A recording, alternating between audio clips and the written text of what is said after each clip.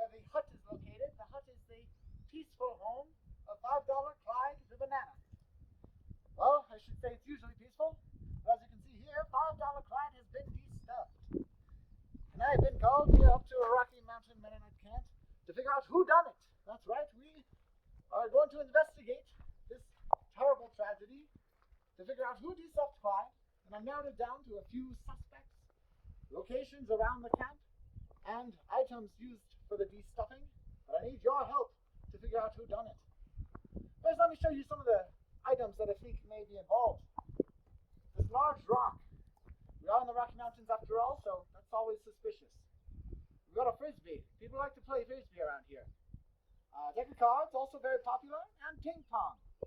They really get those balls whacking around with the ping pong paddle, so I'm highly suspect of that one. Scissors are very sharp, and as you can see, Clyde there, well, he's just made of fabric on the outside, so scissors could cut right through, yes. The plunger could really suck out his beans, if you know what I mean. And then we got the ladle.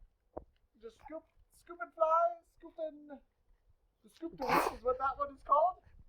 And the vacuum cleaner. That one is very dangerous. If you get a small hole even in the banana peel, you stick that hose up, all the beans could fly out. So, maybe it's one of these items. I need your help to figure it out. Well, Rocky Mountain Mennonite Camp is a vast area, but fortunately I have narrowed down the location of the de-stuffing to just a few key places. It could have been the kitchen in the lodge, or right next door in the burn room, site of both recreation and eating. So lots of traffic going through there. I've also determined it could have been down in the office. Another likely spot is at the ball courts or over by the pond. Both worship sites are on my list as well, both the chapel and the gold mine. And this last site is technically not on Rocky Mountain Mennonite Camp property, but just outside, and that, of course, would be the Monkey Rock. The most important question in all this investigating is, of course, who done it? So let me introduce you to some of the characters I have determined are most likely to be involved in Clyde's de-stuffing. First, we have rock climber Alexandra Ronald, always taking herself to new heights. Einstein, but this one not known so much for his brain as superfluous amount of eyes on his torso. Then we have Daredevil Darrow, always looking for a thrill. And Chunks the Clown. Honestly, I don't know too much about Chunks, but he's a clown, and they're kind of creepy, so I'm suspicious. Athletic Axel is always on the move and running around camp, so he could have been anywhere that day. Darth Vader is one of the most iconic villains of all time, so I'm suspicious of him as well for obvious reasons.